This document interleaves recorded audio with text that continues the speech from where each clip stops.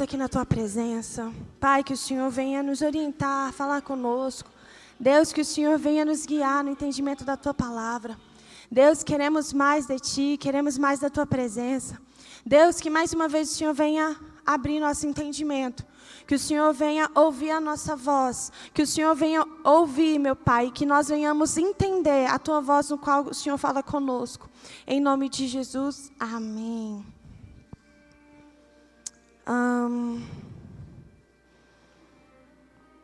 Vamos abrir a Bíblia, amém? Em Lucas capítulo 14.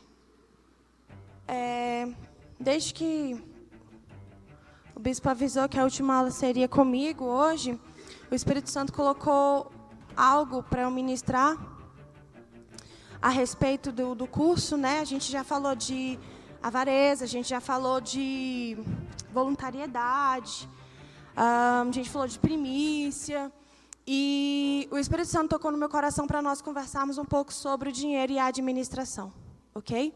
Então, a gente hoje vai falar porque isso tem tudo a ver com dízimo e primícia. Por quê? Porque muitas pessoas, o problema delas talvez não seja a avareza. Ela não é uma pessoa presa no dinheiro. Ai, meu Deus, precisa juntar para mim. Talvez seja até uma pessoa que tem o dom da liberalidade, é generosa, o problema dela não é esse. Ela até gosta de dar, sem ficar, ai meu Deus, sabe?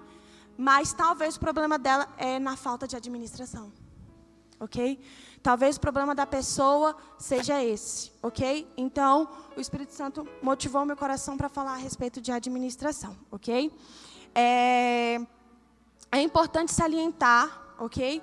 Que Jesus falou sobre administração. Então, eu não estou inventando a aula. Jesus falou sobre isso. A gente vai ler em Lucas daqui a pouquinho. Outra coisa que eu gostaria de salientar é que tudo aquilo que nós recebemos de Deus é, sim, para nós administrarmos, ok? Por quê, Bia? Porque Ele dará conta de todas as coisas. De dons, bens materiais, de filhos, do casamento, se você é casado. O Senhor vai dar conta de tudo. E onde está escrito isso? Em Mateus 25, ok? Mateus 25, 14, você vai ver ali a parábola, Jesus explicando que o homem distribuiu talentos e chegou um dia do Senhor e aí, o que você fez, ok? E para nós iniciarmos tudo isso, eu estou falando de administração. Bia, o que é administração? Administração é gerir, governar, dirigir. Ok, irmão Joelson? A administração tem tudo a ver com isso. Gestão. Gerir vem de gestão, entendeu? De governo, de direção. A administração tem a ver com isso. E, Bia, onde se iniciou a administração na Bíblia? Gênesis capítulo 1, versículo 18. Vamos abrir lá? Eu falo muitas referências, guarda, tá bom? Para vocês meditarem, comentarem na semana. Gênesis 1, 28. Vamos ler. Aqui começou a administração, irmão Fernando. Deus mandando o homem saber administrar as coisas. Vou ler. Diz bem assim o versículo 28, Gênesis 1. E Deus os abençoou. E Deus lhes disse, frutificai, multiplicai-vos, enchei a terra, sujeitai, dominai sobre os peixes do mar, sobre as aves do céu, sobre todo animal que se move sobre a terra. E disse Deus, eis que vos tenho dado toda a erva que dá semente, que está sobre a face da terra, e toda a árvore em que há fruto, tudo, toda a terra, todo animal, tudo para mantimento deles, ok? Bia, não vi o nome administração. Quando Deus fala assim, eu estou te dando domínio, administração, ok? Para você gerir. Deus está falando assim, eu estou te dando isso tudo aqui, para você cuidar, administrar, gerir, direcionar, governar sobre isso, ok? Então, daí começa a administração do homem. Você vai ver que Deus formou o homem e a mulher, e a primeira coisa que Ele fez foi colocar o homem no lugar e dar uma função. Você vai administrar isso aqui que eu estou te dando. Está entendendo? A terra, ok? Então, foi aí que começou a administração. E, como eu comentei anteriormente, Deus vai dar conta de tudo aquilo que Ele nos deu, ok? Isso está em Mateus 25, a partir do versículo 14, você pode anotar essa referência. Vamos lá abrir em Lucas 14, 28, que foi inicialmente a palavra que eu pedi para vocês abrirem. A referência é Mateus 25, 14. Deus dará conta de tudo que colocar nas nossas mãos. E nós vamos ler Lucas 14, 28. Isso aqui só foi uma introdução para você entender que Deus mandou sim a gente administrar. Administrar não foi algo que a gente inventou, que foi o curso ali, alguém inventou a matéria de administração. Não, isso sempre existiu. Foi Deus que iniciou a administração assim que Ele formou o homem e a mulher. Foi?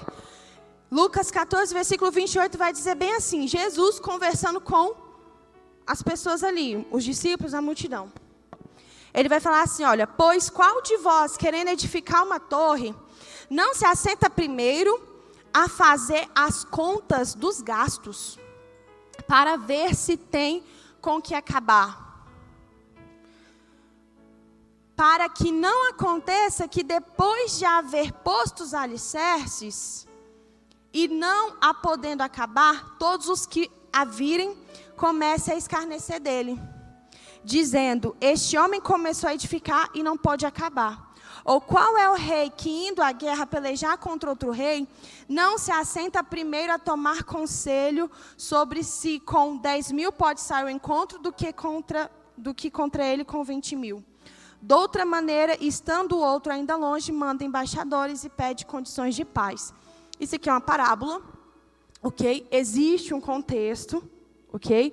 Mas que claramente pode ser aplicado aqui à administração, tá bom? Qual o contexto disso aqui? Jesus está falando a respeito de seguir o reino dos céus. E isso aqui é maravilhoso, porque Jesus, ele coloca isso numa busca totalmente racional, de escolha e decisão. Não é emoção, né? Estou deslumbrado por Deus. Jesus fala assim, ei, gente, pese bem, porque para me seguir é sério, não é pela emoção. É uma escolha. Por isso que eu gosto de falar, gente, quando o seu filho nasce, ele não é um pequeno crente, ok? Quando ele chegar na idade de maturidade, ele vai ter que fazer a escolha dele. A salvação individual, ele vai ter que falar assim, sim, eu confesso Jesus como meu legítimo salvador. É uma escolha pessoal, ok? Aqui só estou explicando o contexto. Jesus vai falar assim, gente, me seguir, você tem que largar tudo. Pai e mãe, vai tomar a sua cruz. Vocês querem me seguir? Porque aí ele vem entrar no conceito de administração. É uma decisão racional. E aí, só expliquei o contexto para vocês, mas dentro da nossa aula. Jesus está falando assim, gente, quem é a pessoa que vou construir algo e não vai medir os gastos, não vai falar assim, opa, preciso comprar tanto de cimento, tanto de tijolo para poder lançar o fundamento. Porque se essa pessoa quiser construir algo e não administrar o que tem para poder construir, se vai poder construir 20 andares, se vai poder construir 10, Jesus vai falar assim que ele vai ser envergonhado. Porque ele fala assim, vou construir um prédio de 20.000 andares. E ele não administrou o que ele tinha, ele só dá para construir um barraco, meu filho. Entendeu? A parábola está falando isso. E a outra fala a mesma coisa. Jesus, ele está usando duas parábolas de situação diferente para dizer a mesma coisa. E a outra, ele está falando assim, qual é o rei que tem uma guerra para guerrear e não vai verificar quanto tem no exército inimigo? Para ver se ele vai... Não, peraí. O exército inimigo tem não sei quantos mil. Vamos mandar 10.000? Não, tem muito. Vamos mandar 20.000? Porque dependendo de... Peraí. Se eu tenho 500.000 e o exército lá tem 1 milhão, eu vou tentar mandar um embaixador para proclamar a paz. Porque eu percebo que eu não tenho condições suficientes para pelejar com ele que tem 1 milhão de soldados. Quantos estão entendendo isso? Administração. Quem está falando isso? Jesus. Jesus está falando assim, ei, vocês têm que aprender a administrar o que você tem. Analisar, planejar, verificar, examinar. A Bíblia vai dizer em 1 Coríntios 11, examina-se o homem após a si mesmo. Você está entendendo? Então, aqui nessa parábola, a gente pode ver esses conceitos de você analisar o que você tem para você depois aplicar, ok? E com base nisso, eu gostaria de falar de 3 gastos do cristão que vocês precisam se organizar para ter nas suas finanças, ok? Então, já entendi que Jesus falou assim, para você saber investir em tal e tal coisa, você precisa saber o que você tem. Administração, para você colocar recursos onde você precisa distribuí-los da melhor maneira, ok? E agora a gente vai falar a respeito de 3 gastos que o cristão tem que ter na vida dele, ok? Primeiro, foi o que a gente falou todo o curso, a gente falou da primícia. Ok? Então, gente, o primeiro gasto do cristão são as primícias, que envolvem os nossos dízimos, as nossas ofertas. Lembra que o bispo estava comentando isso no culto? Um monte de coisa, a gente pode ser a primícia. E muitas pessoas podem deixar de honrar a primícia, a gente já falou disso muito, a gente falou muito desse assunto, mas o primeiro gasto do cristão, primiciar aquilo que você separa para Deus, ok? Dízimo, oferta. E onde está isso? Ageu 1:9. Vamos lá? Alguém pode ler para mim? Ageu 1:9. Vou passar aqui para a irmã Marília, que está aqui perto, que eu dou o microfone para ela. Ageu 1:9. Primeiro gasto, gente, é com as primícias, dízimos, ofertas. Então, o primeiro gasto, a administração, aula de hoje, o primeiro gasto que você tem que ter é com as primícias. Para você começar a administrar o que você tem, o que você recebe, você vai olhar. Opa, Deus me abençoou com tudo isso. Vou começar a administrar. Quais são os meus gastos? Primícia. Tenho que primiciar com Deus. Meus dízimos e as minhas ofertas. Não é isso que vai dizer em Provérbios 3? Honre a Deus com as primícias da sua fazenda. Então, a sua fazenda trouxe lá os mantimentos. Opa, qual é o meu primeiro gasto que eu tenho que fazer? É comprar minha sandália nova? Qual é o meu primeiro gasto? É comprar minha roupa? Não. É primiciar a Deus. Aí tem aquela questão, mas Bia, eu estou no shopping. Você já sabe, né? Tirar, ok? Pode ler? Esperaste muito, mas eis que veio a ser pouco. E esse pouco, quando o trouxeste para casa, eu dissipei com um assopro. Por que causa? Diz o Senhor dos Exércitos. Por causa da minha casa que está em ruínas, enquanto correis cada um de vós a sua própria casa. Esse versículo é muito conhecido. O que a Ageu está falando aqui? Que muitas pessoas estavam fazendo o quê? Em vez de saber que o primeiro gasto são as primícias, é aquilo que a gente deve ao Senhor, o que eles faziam? Não, a minha casa está precisando de um piso novo, eu estou precisando construir um sombrado, estou precisando construir o meu telhado. Aí o que a Ageu está falando? Vocês estão recebendo e estão recebendo pouco. Por quê? Porque vocês gastam nas próprias casas de vocês e a minha casa, é em último lugar quando dá, né? Então, a Ageu está falando isso. Isso é a referência para você entender que seu primeiro gasto tem que ser com as primícias. Ok? Retira ali tua primícia, seus dízimos, a sua oferta, tudo para com Deus e pronto. Ok? Foi? Qual é o segundo gasto do cristão, gente? Com a sua casa. Ok? Vamos lá abrir em 1 Timóteo, capítulo 5.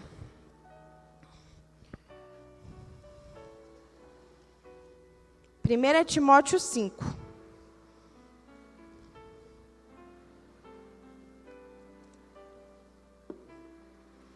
1 Timóteo 5. Eu gosto muito desse texto, ele é muito esclarecedor. E vai dizer bem assim o versículo 4. Mas se alguma viúva tiver filhos ou netos, aprendam primeiro a exercer piedade para com a sua própria família. E a recompensar seus pais, porque isto é bom e agradável diante de Deus. Versículo 8.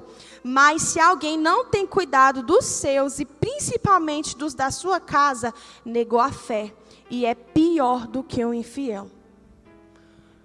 Bia, que contexto é esse? De dinheiro, ok?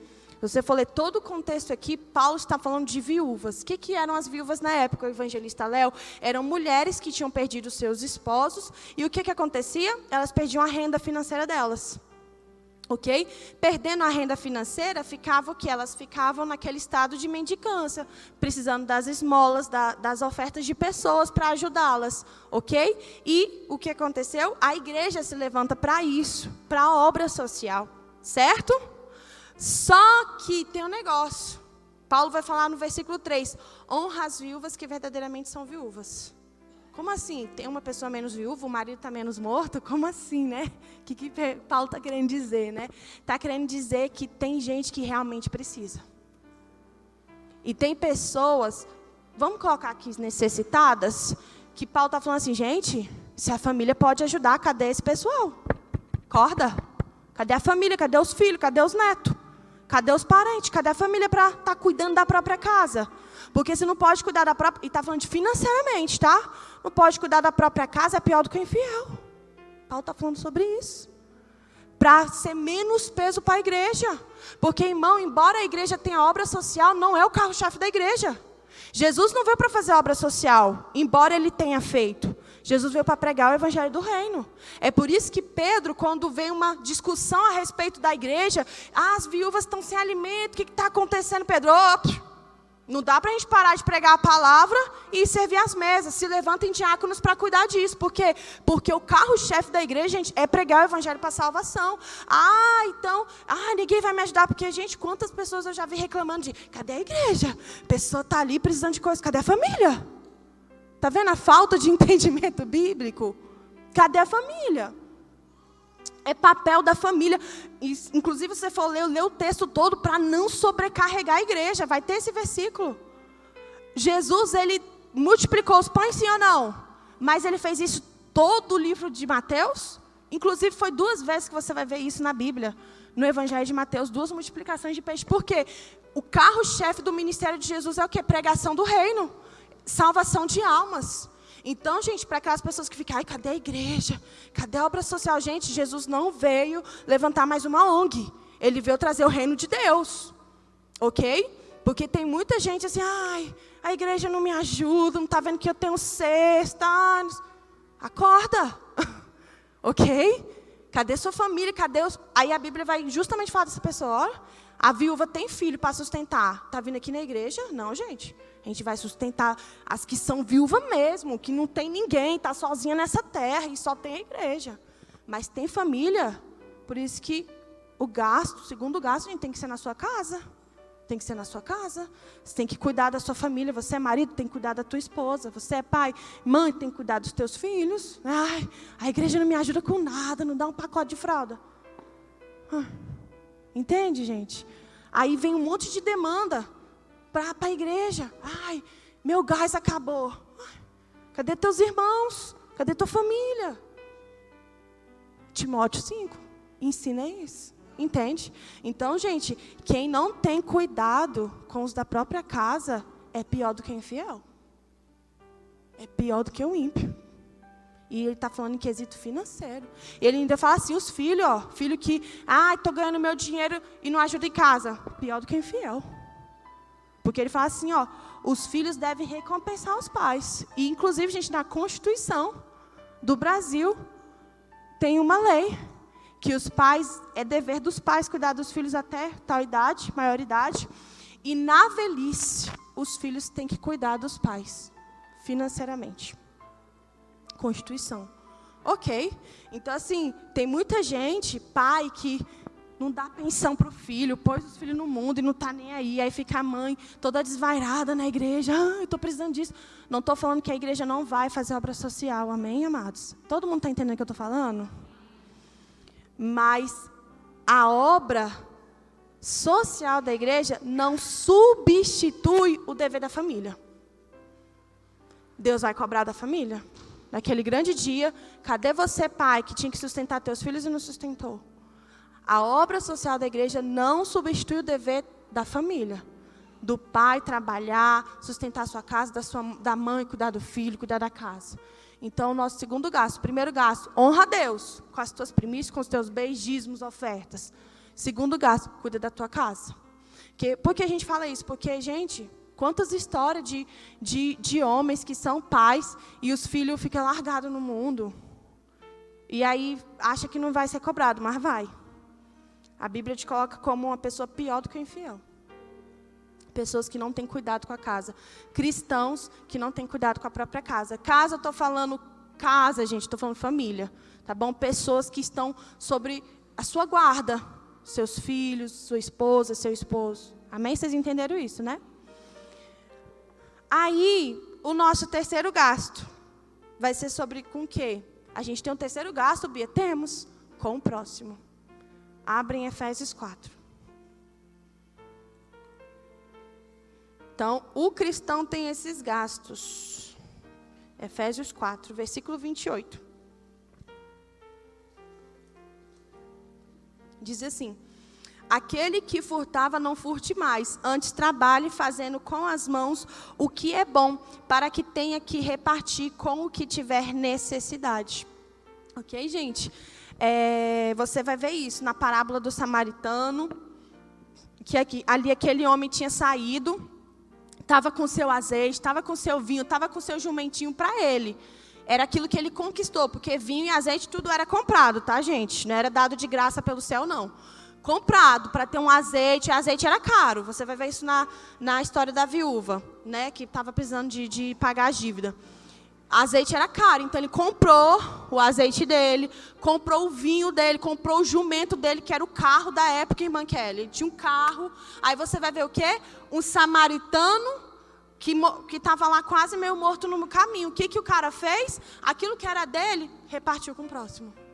E ainda chegou na hospedagem, ó, aqui, ó, tô pagando aqui, ó. Não foi de graça, não foi, ó, tenha dó de nós, não. Aqui, ó, tô pagando, deixa ele aí, sendo cuidado. E aí Jesus fala, quem foi que verdadeiramente amou o próximo? A respeito de, inclusive, olha só, doar dinheiro, de realmente se gastar a sua vida por alguém. O seu trabalho, o seu suor. Ai, eu trabalhei o mês todo, eu queria tanto comprar isso para mim.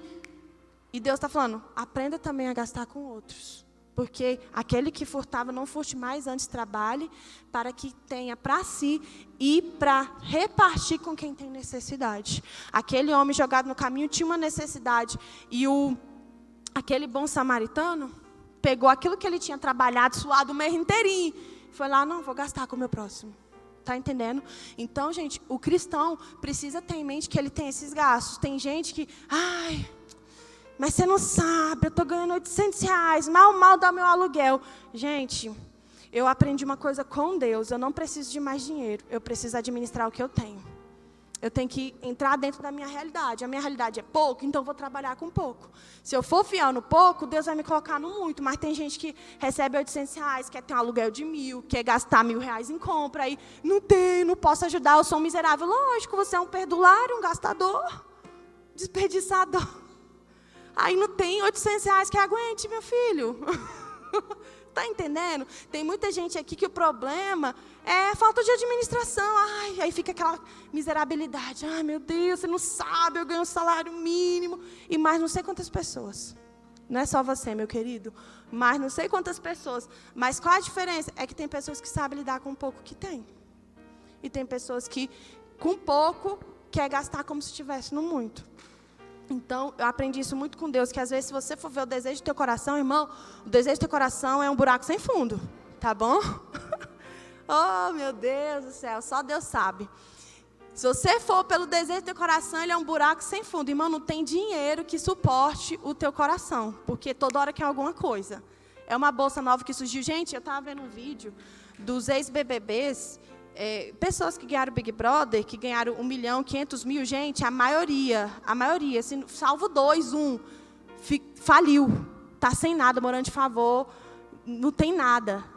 Para você ver assim, que às vezes o problema, tem gente que, é porque eu não tenho tanto dinheiro, você não sabe, eu não tenho tanto dinheiro para fazer isso tudo. E não é o dinheiro, é a sua consciência. Você ainda, o problema, gente, não é mais e menos, o problema é assim, falta de administração, falta de consciência espiritual. Porque é igual o bispo deu o exemplo do Joelso da Marília aula passada, de Joelso ganhar 5 mil e dar 50, ela ganhar R$100 e dar 50. Quem deu mais? A Marília, não é? A mesma coisa, não é a quantidade. Tem gente aqui, não vou dar R$2 para a igreja. Mas para você, R$2 é como se fosse R$1 milhão. Porque nem R$2 você tinha. Está entendendo mais ou menos? Aí tem gente que, não posso dar isso, não vou dar. Irmão, é a consciência que você precisa ter de administração espiritual.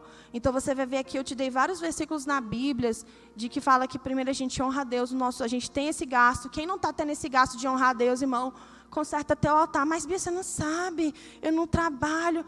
Irmão, é igual o bispo gosta de dizer, as mulheres que não trabalham, mas talvez o marido vai lá e dá uma quantia na sua mão, irmão, tira teu dízimo. Honra a Deus, você está no pouco, talvez Deus te coloque no muito. Talvez não, a Bíblia diz, e colocará no muito. Então Deus sabe de todas as coisas. Então, assim, às vezes, eu lembro quando eu recebia R$30, eu tinha o quê? 14 anos de idade. Recebi R$30 de moeda, eu tirava R$3 de dízimo e R$2 de oferta e dava na igreja. Era o meu dízimo e a minha oferta. Era o que eu tinha R$30. Entenderam? Então, assim, eu recebia da minha tia que me criou. Então, não é a quantidade, é a disposição no coração. A disposição interior mesmo, de obedecer a Deus, de você pegar ali, quais os meus gastos hoje? Eu preciso administrar. Ai, Bia, eu estou ganhando pouco para o que eu gasto. Então, você precisa ir rever as tuas contas. Rever, fazer... irmão, a Bíblia diz... O que mais a Bíblia diz é de renúncia. Você não poder parar de comprar uma roupa todo mês, irmã. Pelo amor de Deus. Pelo amor de Deus. Entende? Você não comida, irmão, comida gasta tanto dinheiro. Então, às vezes, assim, você não está sabendo administrar o que você tem. Então, nós precisamos refletir sobre isso. Para a gente finalizar a aula, eu gostaria de falar a respeito de dívidas, ok? Segundo Reis 4, a maioria das pessoas conhece aqui a passagem, segundo Reis 4, 7, mas você pode pegar essa referência e estudar em casa. O que eu vou falar sobre dívida? Gente, ali você vai ver uma viúva, de novo, aquela situação financeira, viúvas tinham problema de não ter dinheiro, gente. Esse era o problema. Se você, não tenho dinheiro. Pois é, um monte de gente na Bíblia também tinha esse problema, de não ter dinheiro. Viúvas, e você via que tinha viúva que ofertava, tinha viúva que contribuía, entende? Então, assim, não é só você o coitado que não tem dinheiro nessa terra.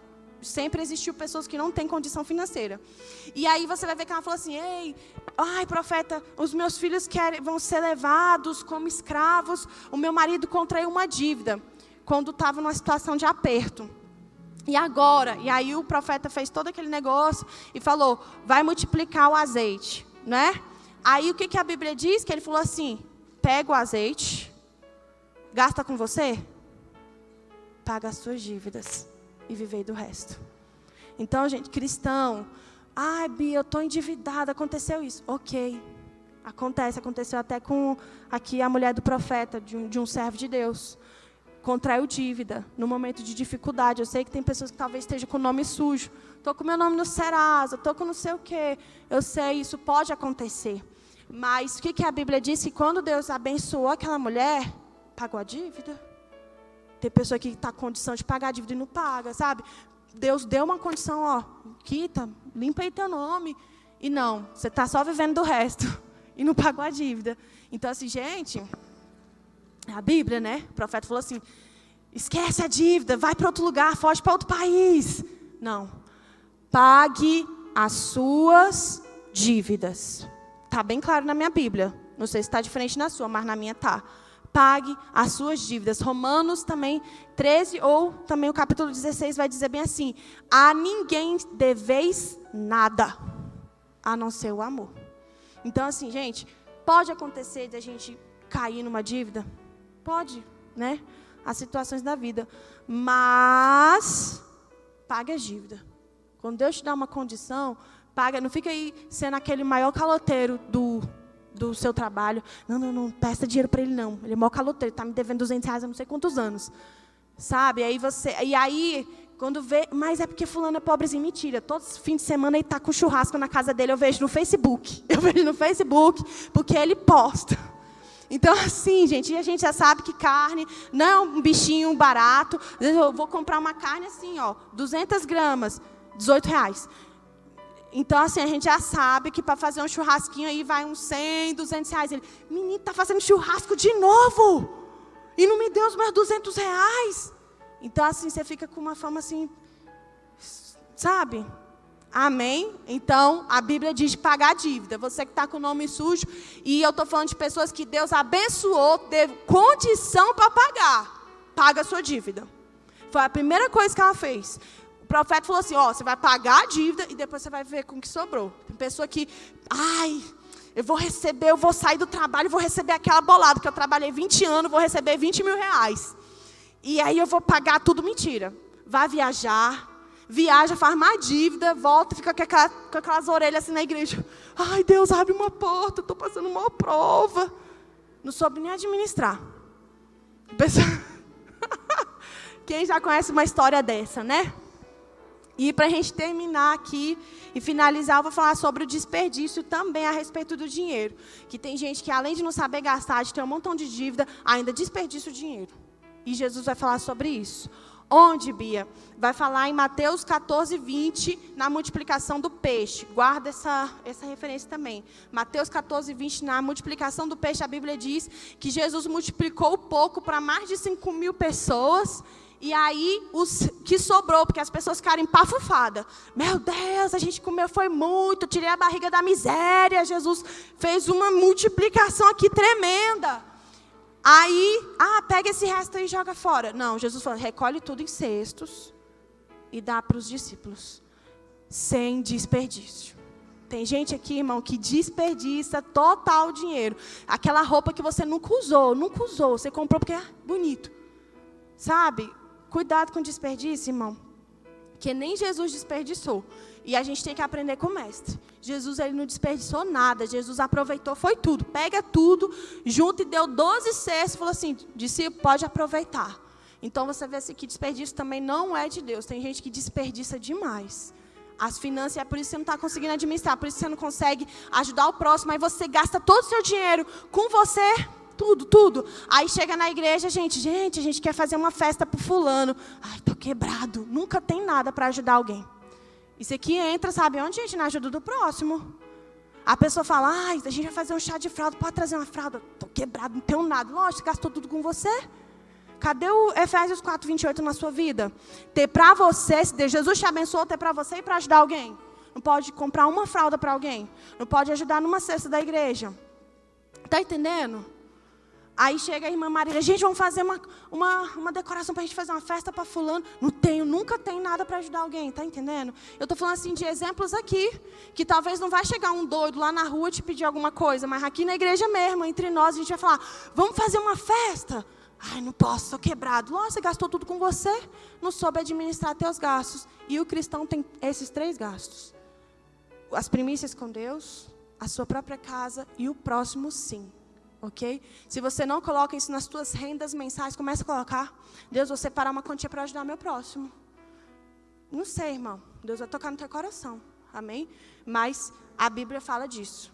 De ajuda no próximo sim. Para você reservar uma quantia, amado. Isso aqui acho que até é de Deus. Reserva uma quantia para você ajudar o próximo. Entende? Às vezes a gente fica tão egoísta, a gente vou pagar meu dízimo e olha lá, né? Só porque a igreja pede mesmo. Se não, era tudo para você mesmo. Você sabe disso. Você sabe disso. Então, começa mesmo a trabalhar isso. Até trabalha a liberalidade na tua vida. Bia, mas você não sabe. Vai faltar sim? Vai faltar para você. Mas, irmão, vou falar igual Davi. Se não tem sacrifício, eu não vou dar nada. Irmão, o samaritano lá, ele ficou sem o vinho dele? Ficou. Ele deu para o homem ferido. Uai. Ele ficou sem um pouco do azeite dele? Ficou, ele deu para o homem ferido.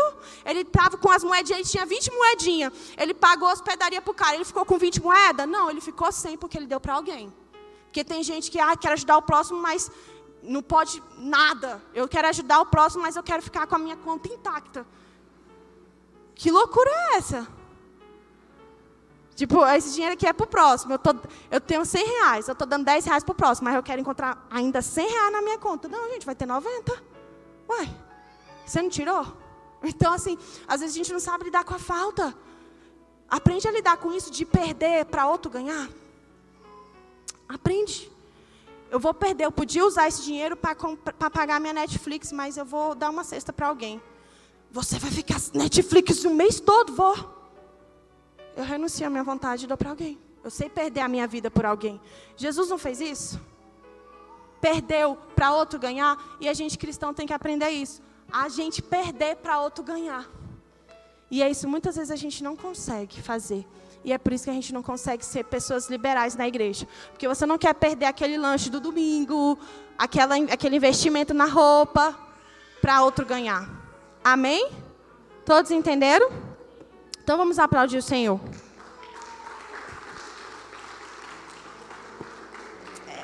Vamos orar para terminar, amém?